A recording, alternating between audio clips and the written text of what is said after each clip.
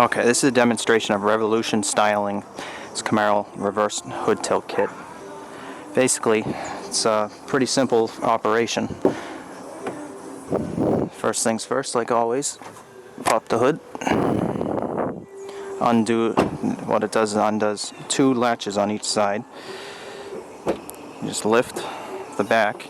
The actuators will actually take over and lift the hood for you. Opens right up.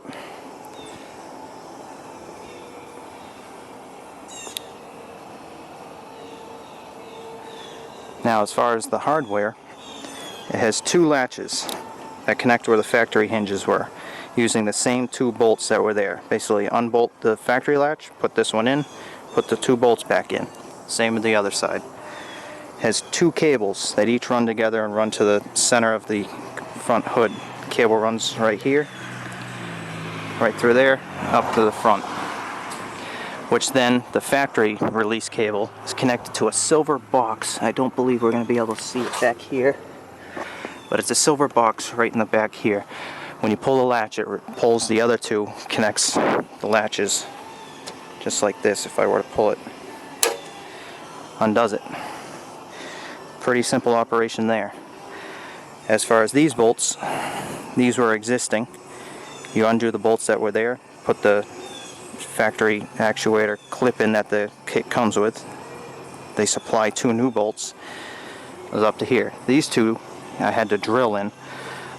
There's actually like two little dimples there, so you just use those as a guide point to a little drill, and then I put the self-tapping screws in.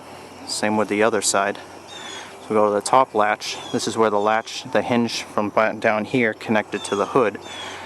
You undo those two bolts, take it off, put the new one on, replaces the same bolts. Pretty simple, straightforward. This is where the tricky part comes. This whole kit right here connects where the factory hinges were for the front latch. As you can see, you don't have much room. I should have done is taken the whole front bumper off, and it would have been a lot easier.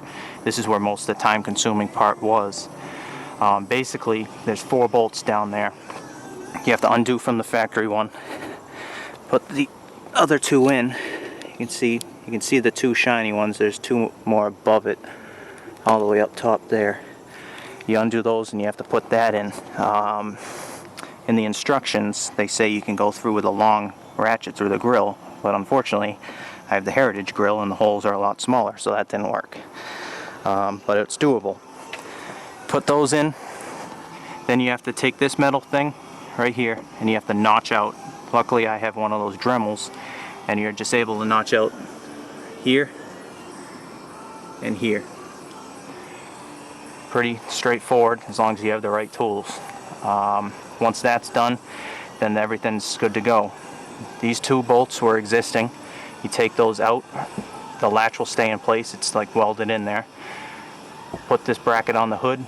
Hopefully you have two buddies to help you out. You put those back in, then these are more self-tapping screws. You got to screw them in.